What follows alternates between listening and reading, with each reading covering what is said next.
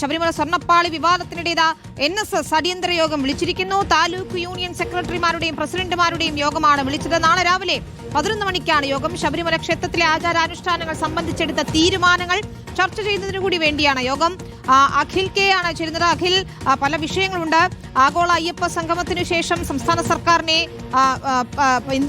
പരസ്യമായി പിന്തുണച്ചുകൊണ്ട് NSS general secretary തന്നെ രംഗത്തെത്തിയത് നമ്മൾ കണ്ടതാണ്. G. സുകുമാരൻ നായർക്കെതിരെ പക്ഷേ വലിയ രീതിയിൽ പ്രതിഷേധം ഉയർന്നിരുന്നു.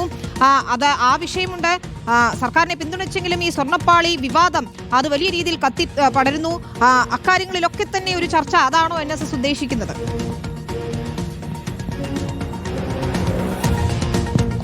വിനീത, തീർച്ചയായും അതിപ്പോൾ ഒരു വലിയ രീതിയിലേക്ക് ഈ സ്വർണ്ണപ്പാളി വിവാദം അടക്കം കത്തി നിൽക്കുന്ന സാഹചര്യമാണ്. അപ്പോഴാണ് അടിയന്തരമായി തന്നെ, അതായത് ഇന്നാണ് ഇത് സംബന്ധിച്ച ഒരു റിലീസ് എല്ലാ താലൂക്ക് യൂണിയനും പ്രസിഡന്റ് സെക്രട്ടറിമാർക്കും നൽകിയിരിക്കുന്നത്. ഇന്ന് 4-ാം തീയതി, അതായത് 4-ാം തീയതി ആണ് ഈ ഒരു റിലീസ് ഇറക്കുകയും ചെയ്തിരിക്കുന്നത്. നാളെ അടിയന്തരമായി ഒരു യോഗത്തിൽ ചേരണം, യോഗത്തിൽ പങ്കെടുക്കണം എന്നുള്ള കാര്യമാണ് അറിയിക്കുന്നത്.